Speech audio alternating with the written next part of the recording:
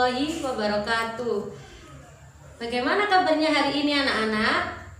Alhamdulillah semua sehat ya. Sekarang Ibu Guru akan mengecek kehadiran kalian.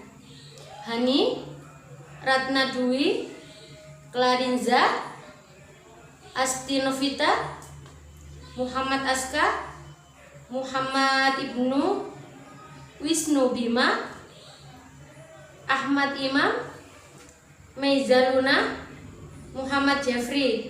Oke, semuanya sudah hadir ya. Kita akan memulai pelajarannya. Sebelum pembelajaran kali ini dimulai, sebaiknya kita berdoa dulu. Berdoa dimulai. Bismillahirrahmanirrahim. Rabbi zidni ilma warzuqni fahma. Amin. Kalian sudah siap mengikuti pembelajaran hari ini? Jika kalian sudah siap, sebelum pembelajaran dimulai, kita akan menyanyikan lagu Indonesia Raya.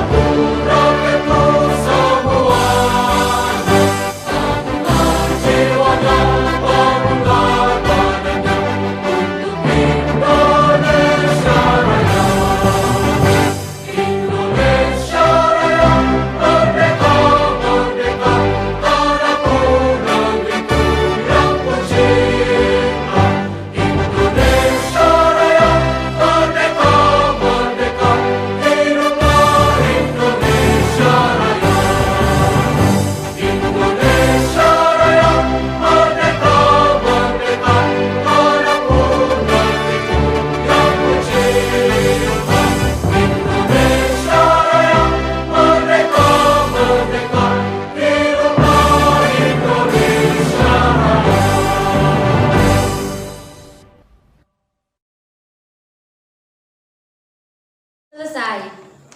Sekarang perhatikan gambar berikut ini. Apa yang kalian ketahui tentang gambar ini? Bagus jawabannya. Nah, apa yang kalian ketahui tentang teh? Jadi, yang dimaksud dengan teh adalah minuman yang mengandung kafein, sebuah infusi yang dibuat dengan cara menyeduh dengan air panas. Sebelum masuk ke pembelajaran inti, Ibu Guru mau mendengarkan yel-yel dari kalian. Assalamualaikum warahmatullahi wabarakatuh. Kami akan menampilkan sebuah yel-yel yang berjudul Ya Rasulullah. Jadi, ayo kita mengaku. 1, 2, 3, go. Go to school.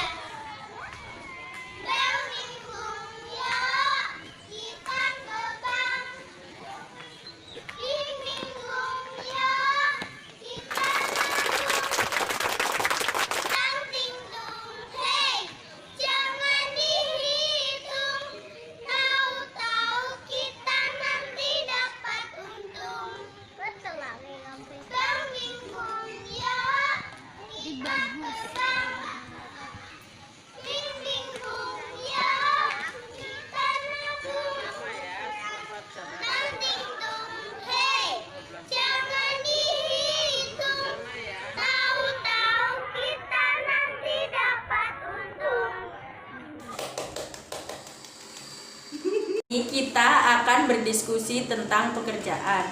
Kali ini kita akan belajar mengenai pekerjaan memetik daun teh. Lihatlah gambar berikut ini. Apa manfaat teh? Kira-kira di mana teh tumbuh? Pekerjaan apa saja yang terlibat sehingga teh dapat sampai ke konsumen? Apakah kalian sudah menemukan jawaban dari yang Ibu pertanyakan tadi? Kalau sudah, simpan jawaban kalian terlebih dahulu dan kita bahas sama-sama nanti. Kemudian, buka bukunya halaman 4 dan bacalah teks yang berjudul Ulil si Daun Teh. Akan membahas satu persatu dari pertanyaan yang saya tanyakan tadi. Yang pertama, manfaat teh adalah 1. Untuk mengontrol berat badan. Yang kedua, menjaga kesehatan jantung. Yang ketiga, mengurangi resiko diabetes. Yang keempat, mengurangi stres. Nah, kira-kira di mana teh itu tumbuh? Teh tumbuh di dataran tinggi seperti pegunungan. Kemudian, yang ketiga, pekerjaan apa saja yang terlibat sehingga teh dapat sampai ke konsumen? Dimulai dari petani teh, kemudian teh itu dibawa ke pabrik teh untuk pengemasan teh dan pengolahan daun teh. Kemudian dibawa ke pedagang atau supermarket melalui distributor, kemudian dijual kepada konsumen. Simaklah video berikut ini tentang pentingnya menjaga keseimbangan alam dan kelestarian sumber daya alam. Di video kali ini kita kembali belajar pada tema 4, subtema 1, muatan pelajaran ilmu pengetahuan alam. Pentingnya keseimbangan alam dan kelestarian sumber daya alam. Upaya menjaga kelestarian sumber daya alam sangat penting. Pelestarian sumber daya alam bertujuan agar sumber daya alam tidak habis. Dengan begitu, keseimbangan alam akan tetap terjaga kelestariannya. Usaha yang dapat dilakukan untuk melestarikan sumber daya alam. Yang pertama, penanaman kembali hutan yang telah gundul atau reboisasi. Kedua, membuat tambak ikan dan udang di aliran sungai. 3. Meningkatkan penggunaan sumber daya alam. Pentingnya menjaga keseimbangan alam dan kelestarian sumber daya alam. Yang pertama, mencegah terjadinya bencana alam seperti banjir, tanah longsor, dan kekeringan. Yang kedua, menjaga kelangsungan hidup manusia, hewan, dan tumbuhan. 3. Menjaga pasokan sumber air bersih. Yang keempat, mencegah terjadinya perubahan cuaca dan musim yang ekstrim. Yang kelima, menjaga keanekaragaman sumber daya alam seperti hewan dan tumbuhan. 6. Menciptakan lingkungan yang sehat dan bebas polusi. 7. Menjaga pasokan udara bersih. Yang kedelapan, menjaga ketersediaan sumber daya alam agar dapat terus dimanfaatkan. Menjaga kelestarian pohon bakau dapat menjaga keseimbangan alam di daerah pesisir. Alasannya, pohon bakau berfungsi sebagai habitat makhluk hidup dan menahan gelombang air laut. Pembelajaran selanjutnya, kegiatan menjaga keseimbangan dan kelestarian sumber daya alam. Yang pertama, sumber daya alam sungai. Penyebab pencemaran sungai biasanya pembuangan limbah ke sungai. Kemudian, racun ikan. Upaya pelestarian sungai yaitu tidak membuang sampah ke sungai, tidak menggunakan bahan peledak atau racun ketika menangkap ikan, pembersihan dan pemeliharaan tumbuhan sekitar sungai. Selanjutnya, sumber daya alam laut. Penyebab pencemaran laut yaitu limbah sungai, karena aliran sungai akan menuju ke laut. Jadi, kalau seandainya sungai yang sudah terkena limbah akan berpengaruh juga dengan laut. Yang kedua, menangkap ikan dengan menggunakan racun dan bahan peledak. Yang ketiga, tumpahan minyak dari kilang akan berdampak pada pencemaran laut. Selanjutnya, upaya pelestarian untuk sumber daya alam laut yaitu tidak mengambil atau merusak terumbu karang dan memelihara hewan laut. Yang kedua, tidak menggunakan bahan peledak, racun, dan pukat harimau ketika menangkap ikan di laut. Selanjutnya, penyebab pencemaran udara. Penyebab pencemaran udara yaitu asap kendaraan yang berupa asap mobil ataupun asap kendaraan bermotor. Yang kedua, asap pabrik. Ketiga, limbah rumah tangga, misalnya asap pembakaran sampah. Yang keempat, kebakaran hutan. Upaya pelestariannya yaitu menggunakan kendaraan umum untuk bepergian. Yang kedua, menanam lebih banyak pohon di lingkungan sekitar. Yang ketiga, berjalan kaki atau bersepeda ke tempat yang dekat. Berikutnya, sumber daya alam tanah. Penyebab pencemaran tanah yaitu limbah pupuk kimia dan pestisida yang digunakan petani di lahan pertaniannya. Yang kedua, kebakaran hutan. Ketiga, limbah sampah organik dan anorganik. Yang keempat, limbah dari pabrik yang berupa lumpur. Upaya pelestarian tanah yaitu menggunakan pupuk alami untuk memupuk tanaman. Yang kedua, menanam lebih banyak pohon agar tanah tidak tandus. Yang ketiga, tidak membuang sampah sembarangan. Ayo, sebutkan upaya pelestarian yang dapat dilakukan jika sungai tercemar seperti gambar berikut. Sebutkan juga upaya pelestarian yang dapat dilakukan jika laut ketumpahan minyak seperti gambar berikut.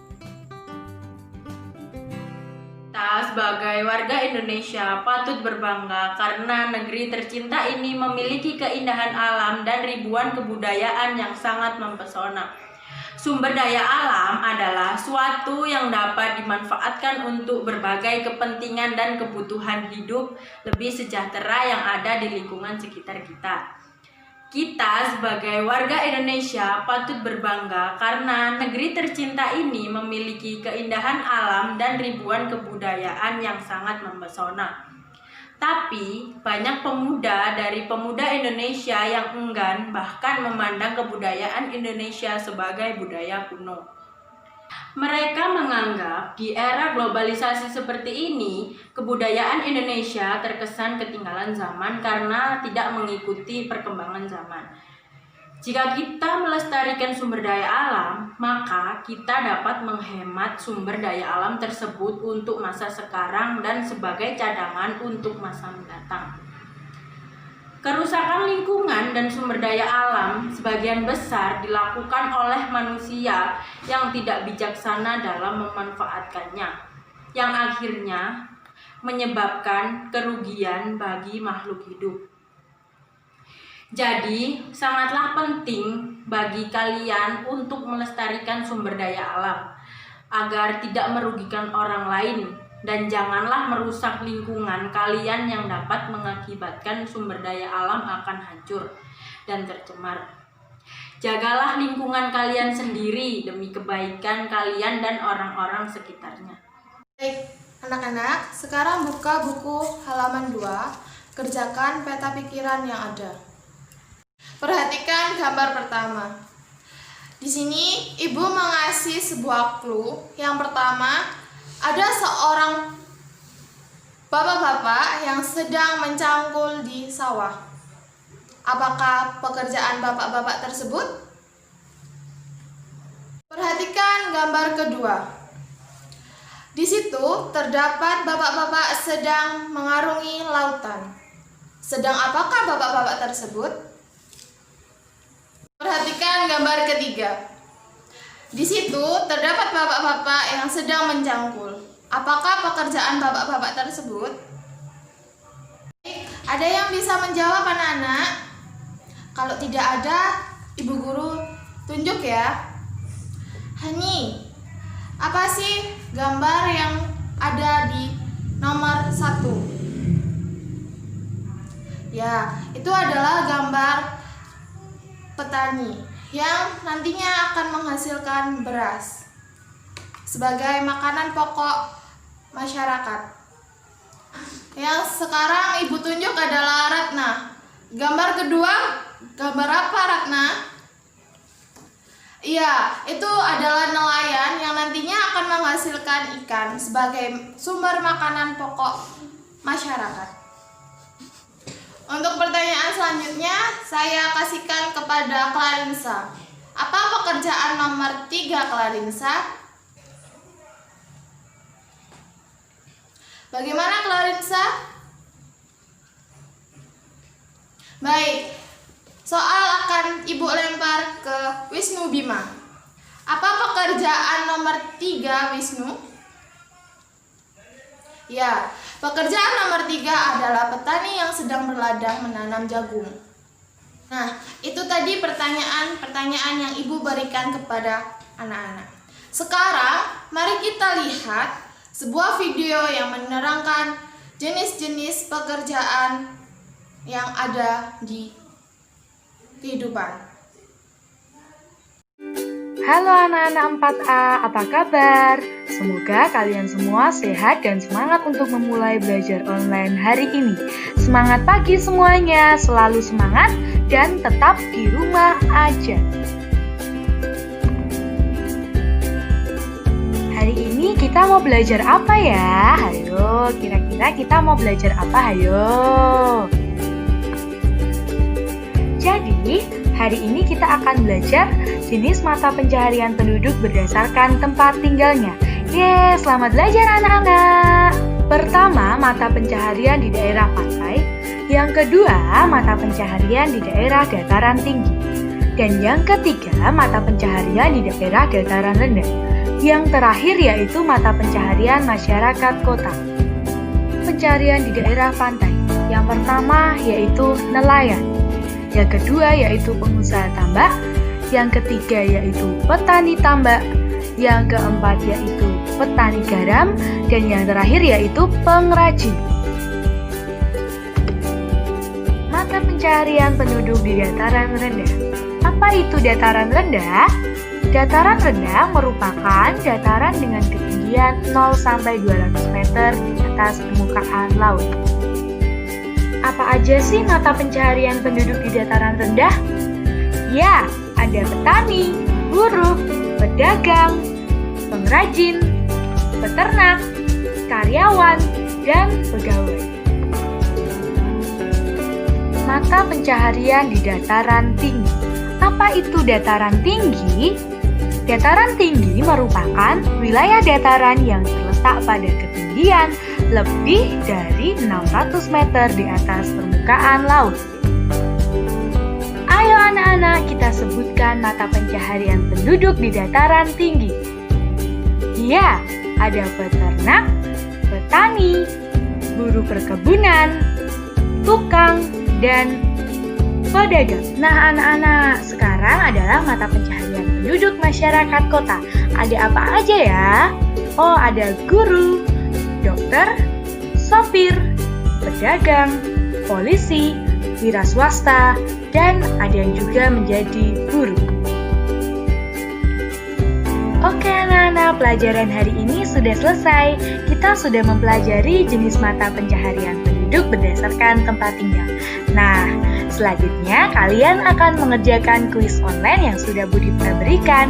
Semangat mengerjakan anak-anak, semangat selalu, dan tetap ingat ya, di rumah aja. Akan mengulas mengenai video yang sudah Ibu jelaskan di layar. Ada pekerjaan apa saja anak-anak?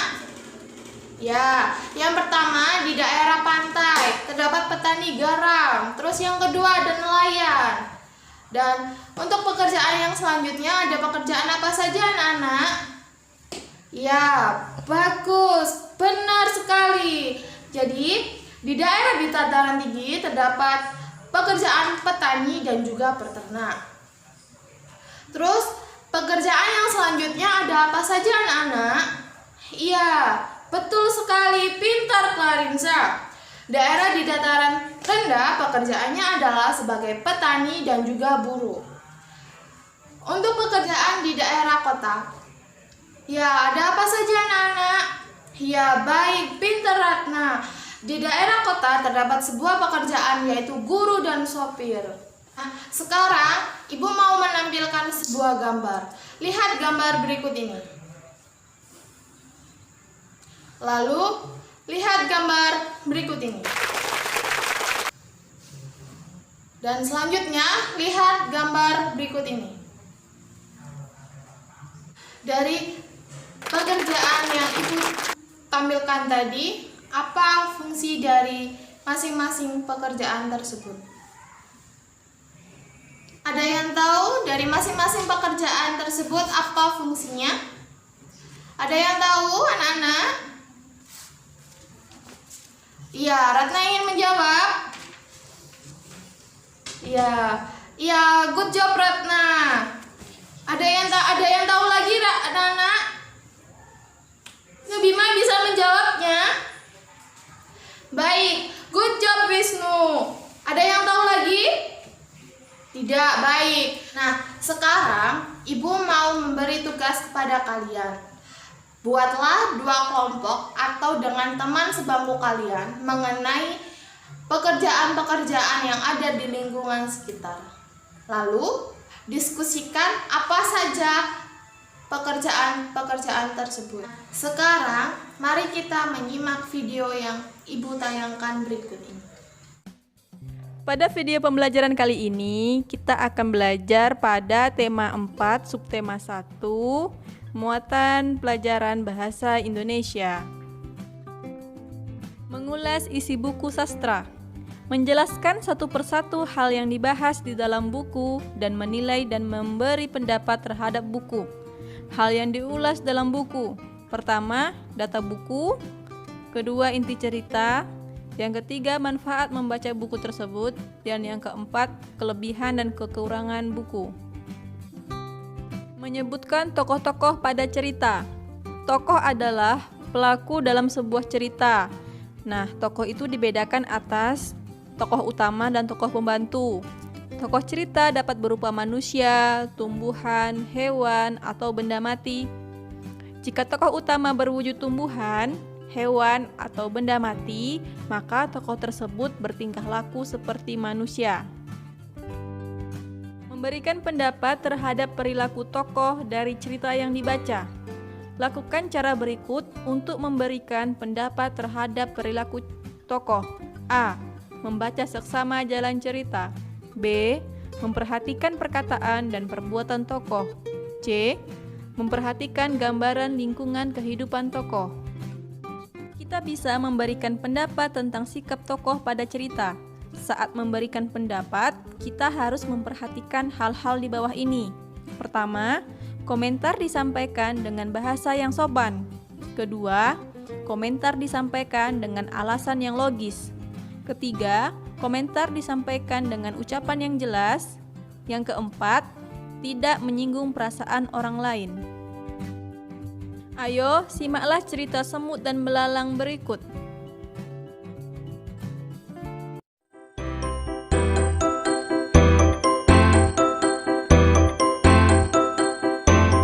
Di tengah hutan, hiduplah kawanan semut yang sangat rajin. Terik matahari di musim kemarau tak mematahkan semangat mereka untuk mencari makanan. Setiap hari mereka membawa, mengumpulkan, lalu menyimpan makanan ke dalam lubang yang menjadi rumahnya. Berbeda dengan kawanan semut yang rajin, tetangga mereka si belalang malah asik menikmati musim kemarau dengan bermalas-malasan.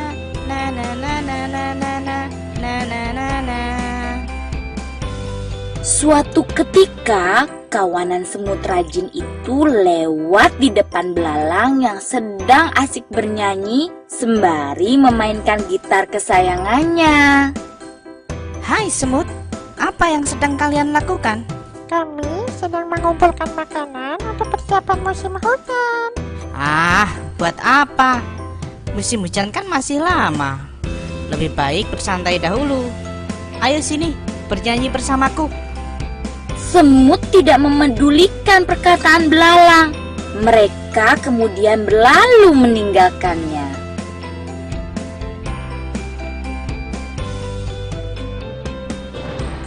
Musim hujan pun akhirnya tiba. Kawanan semut tak lagi mengumpulkan makanan.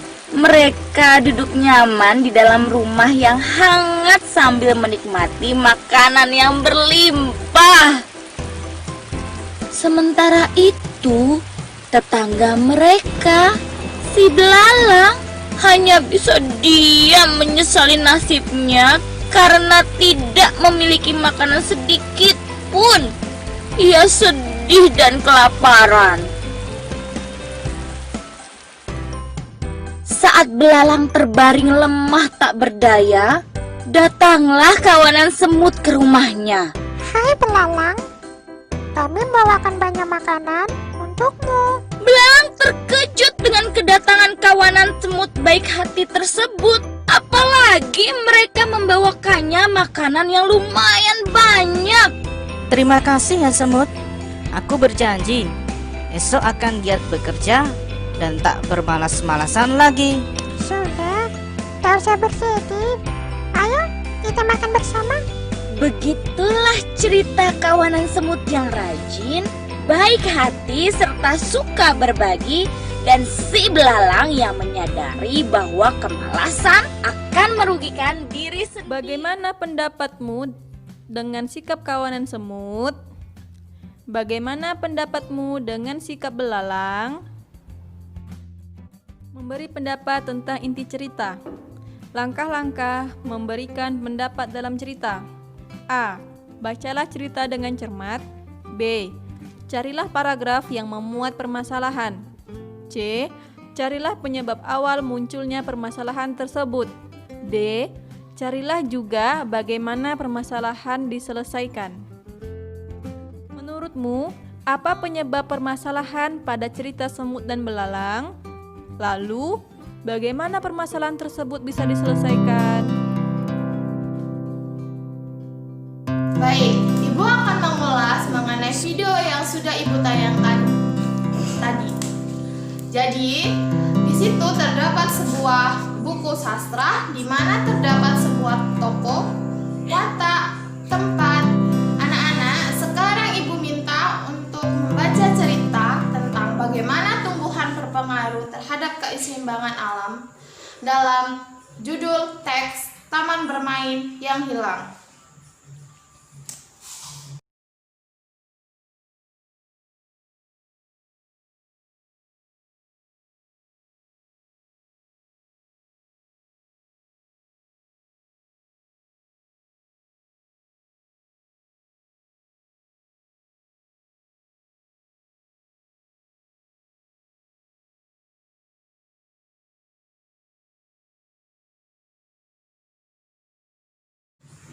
Di situ, Ibu ingin memberikan pertanyaan 1 sampai 4, kemudian kalian menjawab dengan perwakilan teman kalian. Lalu, Ibu meminta teman kalian untuk mengomentari hal tersebut.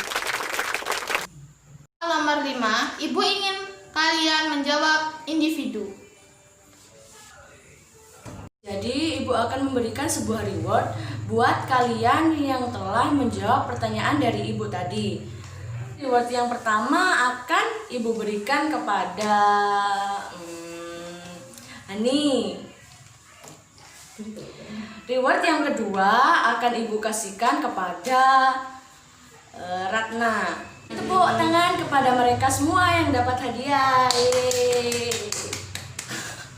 Dari pembelajaran kita hari ini dapat kita mensyukuri nikmat Tuhan Yang Maha Esa dengan cara menggunakan sumber daya alam yang ada, tidak merusak lingkungan, menggunakan sumber daya alam sesuai dengan kebutuhan atau tidak berlebihan, melestarikan sumber daya alam agar tidak hilang. Dalam agama selalu mensyukuri dan rajin ibadah. Jadi di sini Ibu akan melakukan refleksi dari kegiatan pembelajaran kita hari ini. Ibu akan bertanya, apa saja yang belum kalian pahami tentang pembelajaran hari ini? Apa saja yang ingin kalian ketahui tentang pembelajaran lebih lanjut? Kesimpulan pembelajaran pada pagi hari ini ialah sebuah pekerjaan yang ada di sekitar kita, merupakan mata pencaharian seluruh masyarakat. Kelas diakhiri, mari kita menyanyi bersama, yakni yang pertama Gundul-Gundul Pacul dan yang kedua lagu Ilir-Ilir.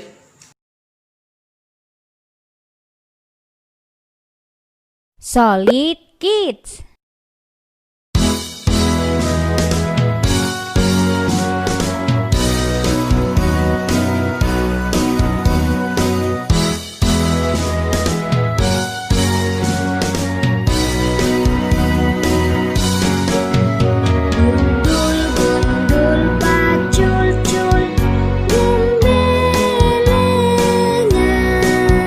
Nyunggi nyunggi wakul kul